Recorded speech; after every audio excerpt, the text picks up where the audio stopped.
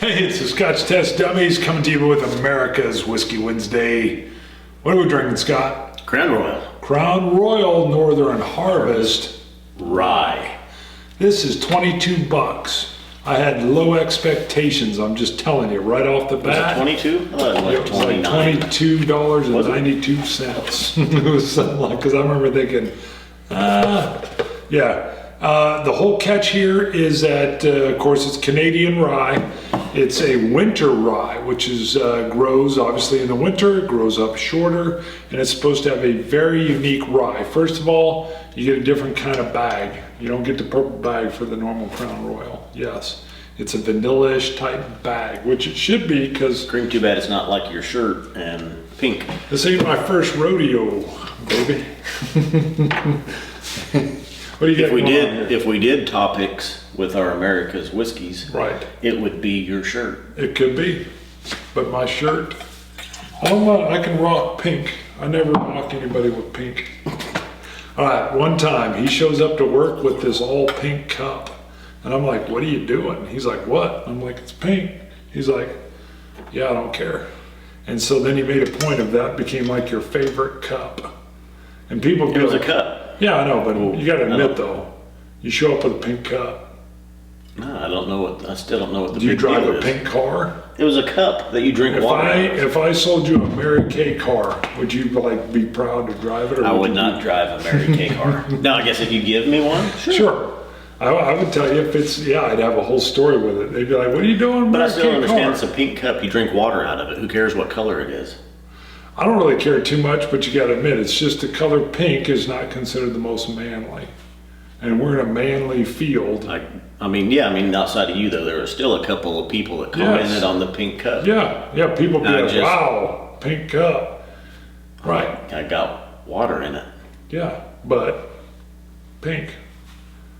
Why not a little cup with like little butterflies on it? All right, right off the bat, you get that nice, sweet, sugary smell. And it's got, I can't really get any rye off of it. I get a little vanilla. Yeah, I get a little bit of rye. So, and if you want to know, get some rye bread. I had some rye bread at the house one time, and I just pulled, and I had a rye whiskey. I don't remember if it was this one or not, but I pulled out the rye bread and just smelled it so I could see what the rye was. And once you do that, then you get the rye. But I get rye, I get cherries, I get a little bit of spice and a little bit of dill. Now you're looking off screen there. What are you looking at? My notes.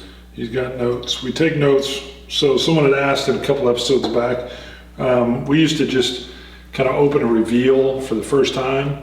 And then Scott said, hey, we're doing this wrong. Let's spend some time with this stuff at home, really put some feeling into it. I just tried mine neat. You just added water, didn't you? Did you try yours neat?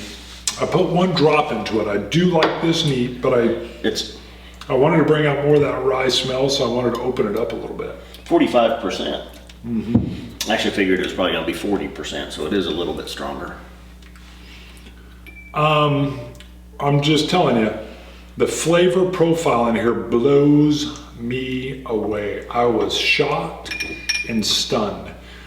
For the price point, now that won't factor into my score, but it'll factor into what you're getting out of this. This is a caramelized, sweet caramel, like the little topping they'll put on a flan with a vanilla, with a really nice, rich vanilla. I don't get the rye burn on it. What do you get? Did I go too far? Did I wrap myself in a blanket? Yeah. You did. You got it. So I'm telling you, this. The flan. You used the flan before. It's back. It's back. All right now, if I'm drinking the Octomore, you don't hear me saying, "Oh, it's caramelized flan." By the way, tune in. The Octomore's coming, baby. It's coming. Smoky in your face. Make sure you subscribe.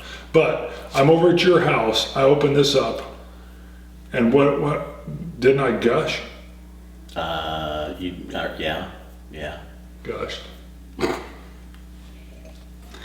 The water to me right there, even on the nose, brought out a little bit of the dill that I didn't get as much before.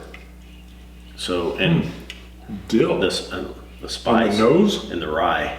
Yeah. And that's what's nice.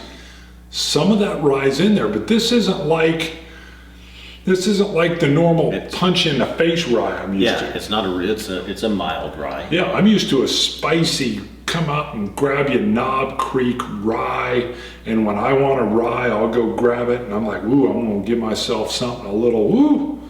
And when with this, it's that same rye hint or rye flavor wrapped in with that sweet caramelization and that really, really tasty vanilla. I mean, this really, I'm telling you guys, for at the price point, and gals, go out and just try this. A slight sweetness. Yeah, slight. I'll get more than a slight, but. It's a nice blend of all of a spice, of a sweetness, of a rye. I concur 100%. So, all right, we're going for, was that a malt mark you're putting on there? I don't know what he's got. I'm saying 89. You were just looking. No, but you had 90. I thought you were giving it a 90. Didn't you have a 90 on it? I erased those for the previous. Oh, okay, yeah. When I saw you, I saw a 90. I thought, No, why'd you say you didn't see it? Because then I saw you do some kind of thing. You said, I don't know what you got, but you just said you saw a 90. I saw you wiping it. And I thought, what's he doing? I didn't know if you put something wrong down or what. You cheated in school, too. Once or twice. I will tell you, those Bic pens, you could get a little, here's what used to happen. I'd write a little cribbage note on there, like a little tiny note, and I'd throw it inside the Bic pen. Yeah. Oh yeah, you can get like 10 questions on there. And then you look like you're just thinking real hard, but you're really reading questions. But you want to know what happened?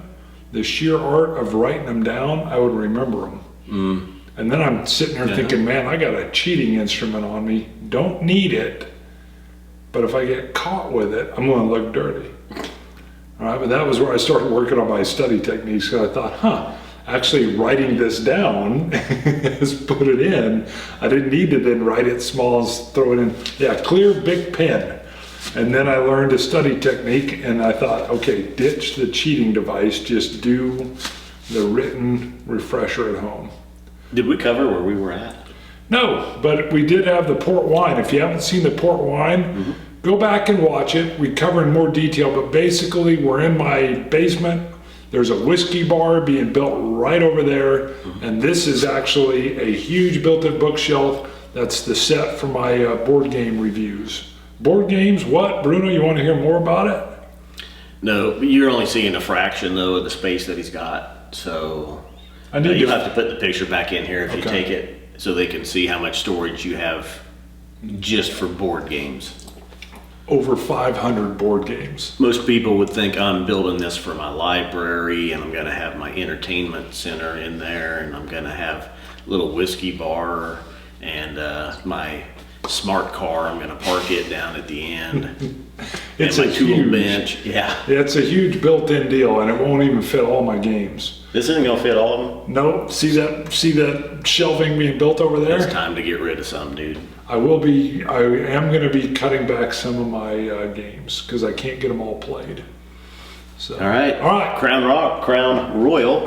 Northern Harvest Rye. Make Crown Rock. That sounds good. Northern Harvest Rye, great price point, great flavor, rich Canadian whiskey with that winter rye flavor.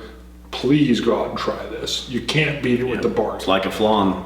Scotch it, you Scotch gods. Slancha. Dummies. Like a flan.